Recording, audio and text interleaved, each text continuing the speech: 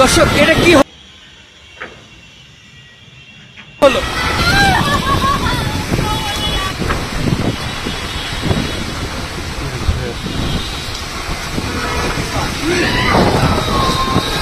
দর্শক এটা কি হলো? দর্শক দেখানোর চেষ্টা করি।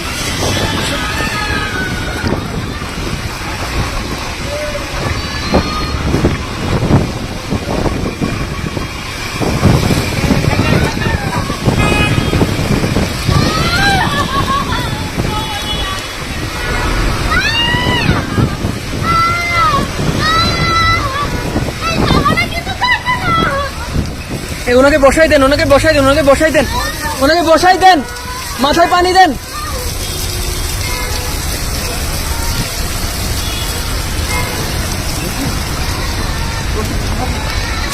দর্শক একটু লক্ষ্য করলে দেখতে পারবেন যে এমন একটি খাদ যেতে মরণ ফাঁদ হিসেবে পরিণত হয়েছে, এমন একটা খাদ এখানে। দর্শক এটা আমরা রাজধানীর আব্দুল্লাহপুরে অবস্থান করছি, যে জায়গায় আসলে একটা মরণ ফাঁদ হিসেবে পরিণত হয়েছে।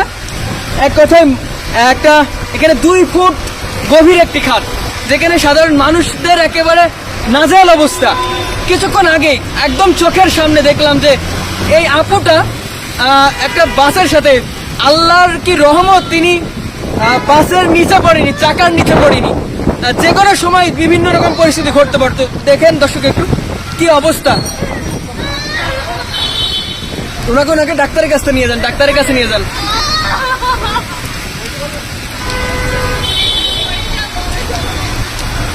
দর্শক এই যে এই খাতটাই কিন্তু এই ধরনের ঘটনাটি ঘটলো।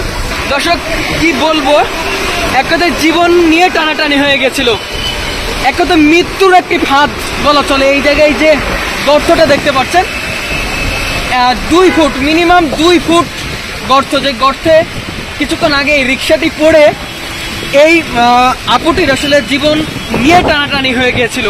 কারণ তিনি পাশ দিয়ে একটা বাস যাচ্ছিল, বাস যাওয়ার কারণে তিনি আসলে জীবনের ঝুঁকিতে আসলে কিছুক্ষণের জন্য আসলে বেঁচে গেছে, নইলে তিনি আসলে বাসের চাকার নিচে পড়তো। আসলে কি বলবো, একটা মৃত্যুর ফাঁদ হিসেবে এই জায়গাটা দাঁড়িয়েছে। আপনারা একটু লক্ষ্য করলে দেখতে পারবেন দর্শক, এই দেশে জায়গাটা এক কথায় মৃত্যুর ফাঁদ। এটাকে বলে মৃত্যুর ফাঁদ।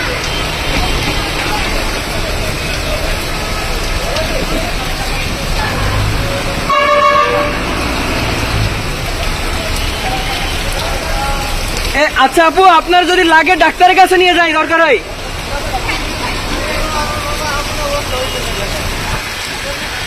দর্শক এক কথা মরণ ফাঁদ হিসেবে পরিণত হয়েছে এই জায়গাটা। মামা এই যে এইটা ঘটলো, বুঝতে পারছিলেন?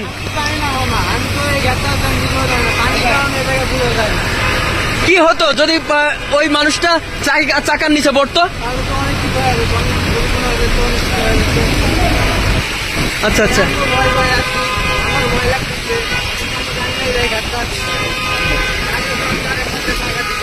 আচ্ছা আচ্ছা। তো এই যে জীবন নিয়ে টানাটানি হতো দুইজনের, তো এটা আসলে একটু দেখে চালাবেন না? আমি তো জানি না তো, আমি এই ধরনের সমস্যা এখানে বুঝতে পারছিলেন খাদ আছে? আমি তো জানি না এটা খাদ আছে। আচ্ছা একটু দেখান তো আমাদেরকে, খাদটা একটু দেখান তো।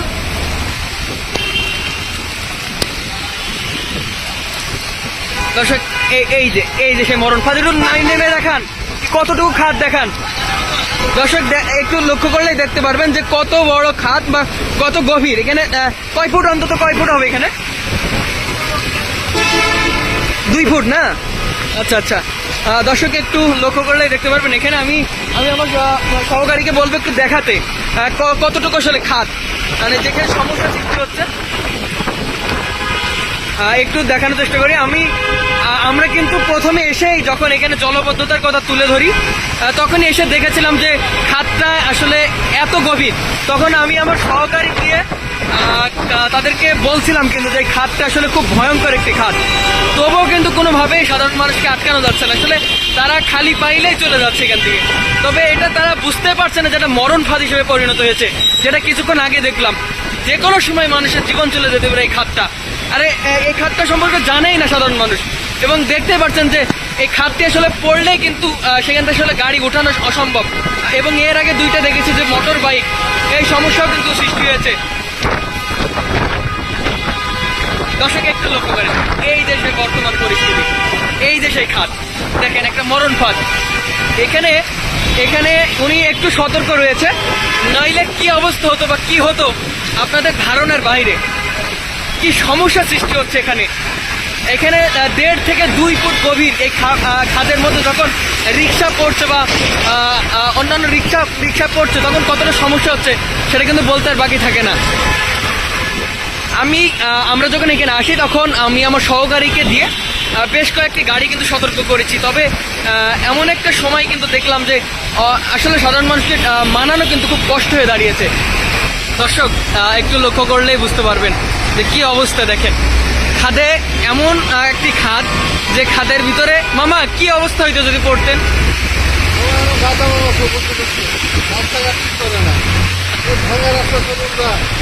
এখানে চেষ্টা করি আপনাদেরকে একটু লক্ষ্য করলেই দেখতে পাবেন সামনে, আমার ঠিক সামনে অবস্থা, আমার সামনে যদি একটু লক্ষ্য করেন দেখতে পারবেন যে এখানে 1.5 থেকে 2 ফুট একটি গর্ত রয়েছে। সেই গর্ততে বেশ কিছু মানুষের আসলে পড়তে দেখেছি আমরা এবং খুব সমস্যা সৃষ্টি হচ্ছে। আপনাদেরকে একটু দেখানোর চেষ্টা করি দর্শক, ব্যাপক সমস্যা সৃষ্টি হচ্ছে। এখানে অনেকে জানেই না যে এখানে একটি গর্ত আছে এবং আপনাদেরকে দেখানোর চেষ্টা করি দর্শক। এখানে যদি লক্ষ্য করেন দেখতে পারবেন যে এখানে যে দৃশ্য, আমার পা কিন্তু আসলে তলিয়ে গেছে এবং এখানে লক্ষ্য করলে দেখতে পারবেন প্রচুর পরিমাণ আসলে গর্ত, যে গর্তটি আসলে এক কথায় অন্যরকম একটা পরিস্থিতি আমরা দেখতে পাচ্ছি দর্শক।